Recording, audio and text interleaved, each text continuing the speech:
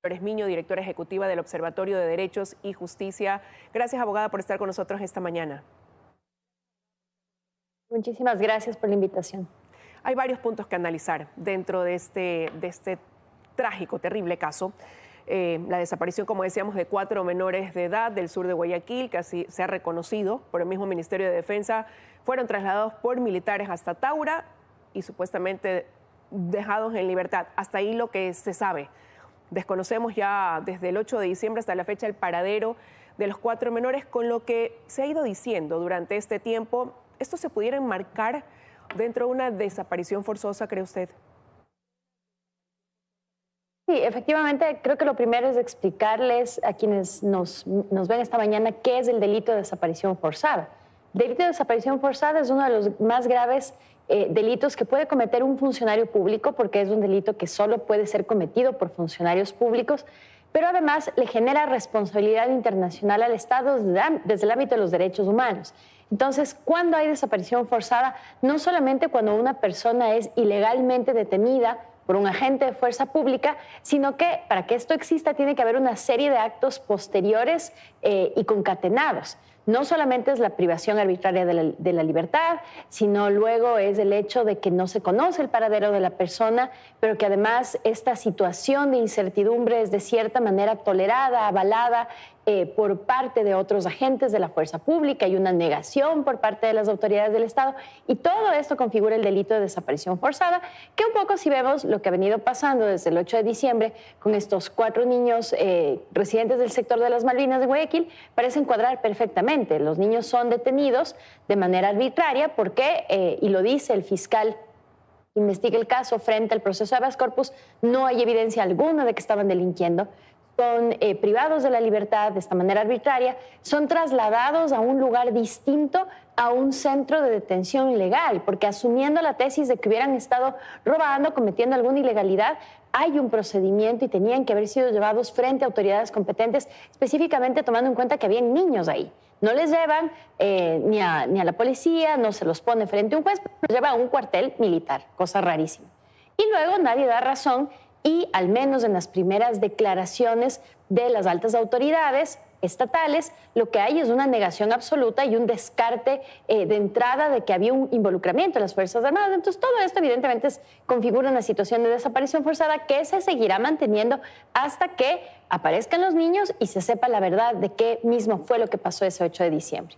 Pero y que cobra fuerza también una vez que la jueza Loor de Guayaquil acepta trámite este habeas corpus presentado por los padres de familia. ¿Qué implica también eso? ¿Qué corresponde luego de haber dado este paso y, como digo, pues haber sido aceptado por la jueza correspondiente? Creo que la jueza no tenía nada más que hacer frente a los hechos. La audiencia, que fue el día 24 de diciembre en horas de la tarde, dio la oportunidad a las autoridades accionadas para contarle a la ciudadanía si es que se había llevado a cabo algún tipo de investigación, qué es lo que se había avanzado con respecto a esto. Y fue sorprendente para quienes estuvimos escuchando y viendo el desenvolvimiento de esa audiencia, desde el observatorio lo cubrimos, que más bien las entidades accionadas lo que hacían era repetir de manera recurrente 2 cosas, que en primer lugar sí les habían detenido a los niños, que los niños habían sido llevados por fuera de su lugar de domicilio, les llevan a otro cantón, no lo explican por qué, y luego dicen, pero les soltamos en las inmediaciones de Taura, alrededor de esta base aérea, y nosotros les soltamos y estaban bien. Entonces, lo que hay en realidad es una confesión, si se quiere, de parte de estas autoridades en el sentido de que sí hubo esta detención arbitraria. Y lo que es más grave, creo yo, de esa audiencia es que no hubo ningún momento donde las autoridades digan, pero es que nosotros hemos adelantado estas investigaciones, pero es que nosotros ya sabemos algo más, se ha trabajado con las familias, nada. Era un repetir constante de que les detuvieron, pero que estaban bien. Entonces, frente a esto, creo que el delito de desaparición forzada que está en el COI, pero además como figura dentro de la Ley Orgánica de Garantías Jurisdiccionales y Control Constitucional para la procedencia del habeas corpus, también configuraba perfectamente. Entonces, la Ley Orgánica en estos casos permite la activación del habeas corpus específicamente para situaciones de desaparición forzada, con lo cual la jueza puede ordenar, y de hecho lo ha hecho a las autoridades, para tomar medidas adecuadas y suficientes para lograr que se encuentren a las personas desaparecidas, se garantice denuncie, una participación plena de los familiares en el proceso de las investigaciones y que además estas personas tengan las seguridades adecuadas y suficientes de que en el marco de estas investigaciones y de este proceso de denuncia no van a ser ellos objeto de amenazas o retaliaciones posteriores. Ahora, lo que se ha anunciado es para esta mañana, a las 10:30 de la mañana, en Guayaquil, en la Gobernación, un pronunciamiento sobre este caso del bloque de seguridad. Y esto se da luego también de que fueron encontrados 4 cuerpos incinerados, 3 cuerpos incinerados en un sector de difícil acceso cerca de Taura, que ahora pues están siendo evaluados en la morgue con dificultad para poder también determinar. Se decía que por la huella dactilar no se ha podido, esto pudiera tomar tiempo. Pero han pasado 18 días desde este suceso. También cómo quizás calificar ese silencio, cómo entender por qué ya casi 3 semanas y no se sabe nada del paradero de los niños. Desafortunadamente, mi querida Liz, en este país lo que no se viraliza, lo que no se hace escandaloso dentro de las plataformas digitales o los medios de comunicación, no se habla y no se investiga.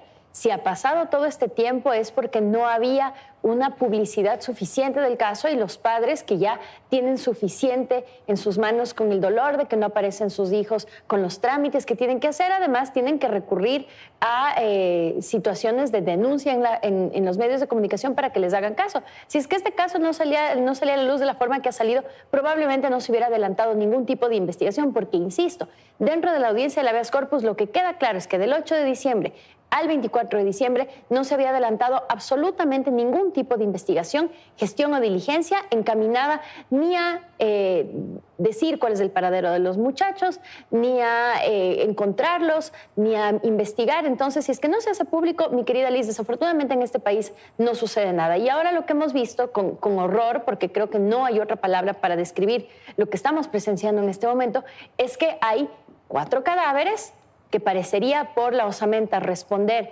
a personas, niños, adolescentes, que están en las inmediaciones de Taura, pero que todavía no podemos saber por qué, porque la virulencia con la que se lleva estos actos, el sadismo con el que se lleva estos actos, además hace que estos cuerpos estén calcinados. Y cuando en este tipo de situaciones, por patrones de conducta, se calcinan los cuerpos, esto es usualmente con el fin de que no se sepa qué tipo de actos de violencia se les infligieron a estas personas.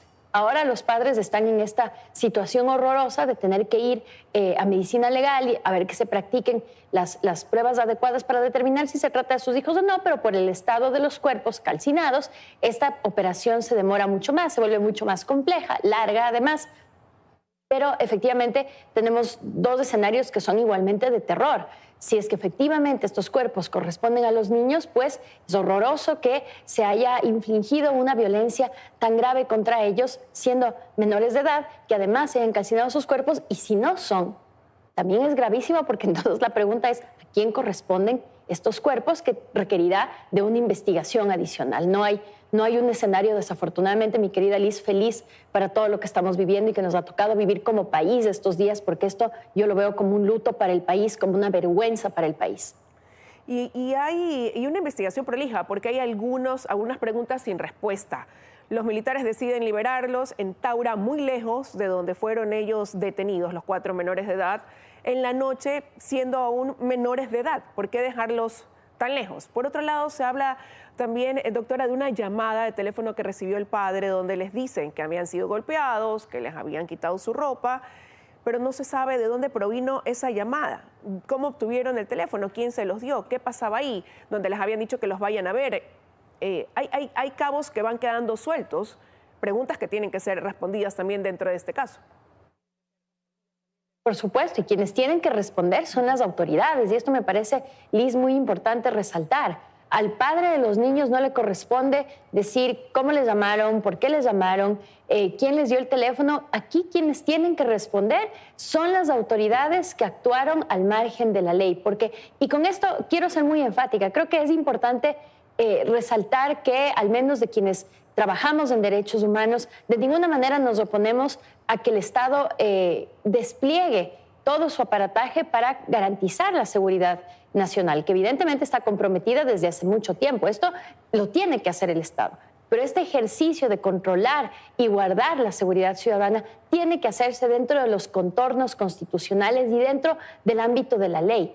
el cuidar la seguridad nacional, una obligación ineludible del Estado, no puede confundirse con una carta blanca para saltarnos los procedimientos legales establecidos, para violar la Constitución y la ley e incurrir en actos que están por fuera totalmente de las responsabilidades militares y policiales, porque yo estoy segura, quiero creer, que ni desde la policía ni desde las Fuerzas Armadas hay una política de hacer este tipo de actos que son completamente por fuera de cualquier tipo de procedimiento. No es procedimiento detener a personas tipo flagrancia cuando no han delinquido. No es procedimiento no llevar a estas personas detenidas frente a un juez. No es procedimiento trasladarlos por fuera de su jurisdicción y dejarlos botados en la carretera, mucho más cuando son niños. Entonces, quienes nos tienen que dar estas respuestas son las autoridades, no los padres de los niños, que además deben estar sufriendo un dolor que nosotros no nos podemos imaginar desde aquí y que necesitan tiempo para las investigaciones, pero sobre todo para llorar a sus niños, para seguir en la búsqueda de sus niños. Y a quien tenemos que exigirles, aquí son las respuestas, es a las autoridades. Y ellos tienen que eventualmente darle al país entero una explicación plausible y, si es necesario, disculpas, por supuesto que también hacerlo. Doctora, y aún conociendo solo que están desaparecidos, el día lunes el presidente de la República hace un anuncio que para algunos ha generado ruido, para otros deja un signo de interrogación, y es esta posibilidad de declararlos héroes nacionales.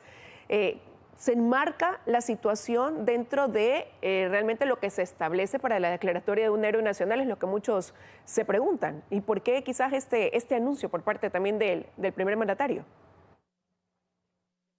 Yo quiero creer que el presidente en esa declaración quizás trataba de hacer un gesto de solidaridad que evidentemente terminó siendo inoportuno, no por nada más que el hecho de que cuando existe una desaparición forzada, lo que procede, lo que las familias quieren es que sus familiares desaparecidos, perdónenme la redundancia, pero aparezcan. A una familia a quien se les ha desaparecido 2 niños, no les sirve de mucho, les sirve de nada que les declaren héroes. Lo que quieren es que aparezca. Entonces, si es que esto es por lo menos desafortunado y desatinado porque no alcanza a las necesidades de las familias en este momento, que es que los niños aparezcan y saber además no solamente que aparezcan y que aparezcan con vida y bien como se los llevaron, sino también conocer todo lo que pasó durante la detención que le estamos viendo en este momento hasta cuando fueron liberados. Entonces, declararles héroes creo que es improcedente, creo que es inoportuno además, porque genera un ruido alrededor de, bueno, ¿por qué les declaran héroes a niños que tendrían supuestamente que estar vivos? Entonces genera, creo que, un ruido innecesario, pero además creo que no se compadece con lo que hoy piden no solamente las familias, yo creo que el Ecuador entero. Pedimos verdad, pedimos transparencia y una explicación plausible de por qué hay personas de Fuerzas Armadas en las calles deteniendo a civiles que no están delinquiendo, por qué se les está trasladando a lugares que no son centros de detención legalmente establecidos y por qué ante la desaparición no hay una sola persona que sea capaz de dar fe de qué fue del paradero de estos niños. Héroes o no, creo que las familias no buscan eso definitivamente. Sí, definitivamente es la familia, el país está en vilo y a la espera de conocer dónde están, qué pasó, pero sobre todo mantener una esperanza de que pronto puedan regresar a sus hogares. Pero son varias las aristas hoy que se analizan. Doctor, y también quiero preguntarle por algo que se comienza a comentar en las redes sociales desde su experiencia como mujer de leyes. Esto, algunos ya han comenzado a propósito del caso a hablar de un crimen de lesa humanidad. ¿Puede también configurarse dentro de esto, doctora, según lo que arrojan las investigaciones? A ver, los crímenes de lesa humanidad son crímenes muy, muy graves que para configurarse requieren de un patrón en práctica masivo, sistemático desde el Estado. Es decir, uno puede tener una situación de una desaparición forzada, que es un delito igualmente grave, sin que esto sea un crimen de lesa humanidad todavía, porque la masividad y la expansión y el nivel de repetición de estos actos todavía no ha alcanzado una gran escala. Mi criterio jurídico es que todavía no estamos afortunadamente, no estamos todavía frente a una situación de cometimiento de crímenes de lesa humanidad, que son crímenes, como les digo, de contexto, con una masividad de situaciones similares importantes, pero además donde hay un plan desde el Estado de ejecutar este tipo de actos con un fin, por ejemplo, de aterrorizar a la población. Yo creo que en este momento no estamos ahí, sí tenemos que ser un poco prudentes con las figuras jurídicas que invocamos a la hora de leer estas situaciones. Lo que sí tenemos, y esto es innegable, como dije al inicio, es una situación de desaparición forzada que todavía no escala a ser un crimen de lesa humanidad, pero que ya es un delito grave en sí mismo. Y además es un delito que está tipificado en nuestro Código Penal. Si ustedes revisan varias normas, al menos en 3 normas de nuestro Código Penal, lo que nos dice es que la desaparición forzada para ser un delito de carácter grave e imprescriptible aquí en el Ecuador no requiere necesariamente estar enmarcado en el contexto de una situación de cometimiento de crímenes de lesa humanidad. La desaparición forzada es un delito por sí mismo dentro de nuestra legislación y requiere esa investigación y sanción. Esperemos, mi querida Liz, que no lleguemos al punto de tener que decir que en Ecuador, como en Venezuela, por ejemplo, se están cometiendo crímenes de lesa humanidad que ya requeriría de un nivel de recurrencia, frecuencia, un número de personas desaparecidas que es un número importante, grande, descomunal. No creo que estamos en esa situación, afortunadamente. Esto no quiere decir que no se haya cometido en este caso un crimen de desaparición forzada gravísimo en sí mismo y que quizás esta situación no se haya repetido probablemente en otros casos que no han llegado a viralizarse de la manera que se han viralizado. Entonces, esto creo que lo tenemos que seguir atentamente, tenemos que seguir reportando este tipo de casos si es que hay y progresivamente ir haciendo las determinaciones jurídicas que sean del caso. Importante que usted desde su conocimiento, como decía, como mujer de leyes, lo aclare a propósito de un tema tan doloroso, tan sensible para el país y que lo que menos debe pasar es que se politice, pero sí mantener al país exigiendo una respuesta sobre la desaparición de estos 4 menores de edad del sur de Guayaquil. Quiero agradecerle, doctora, que nos haya acompañado esta mañana. Mi querida Liz, muchísimas gracias por la invitación. Gracias nuevamente a usted por haber estado con nosotros.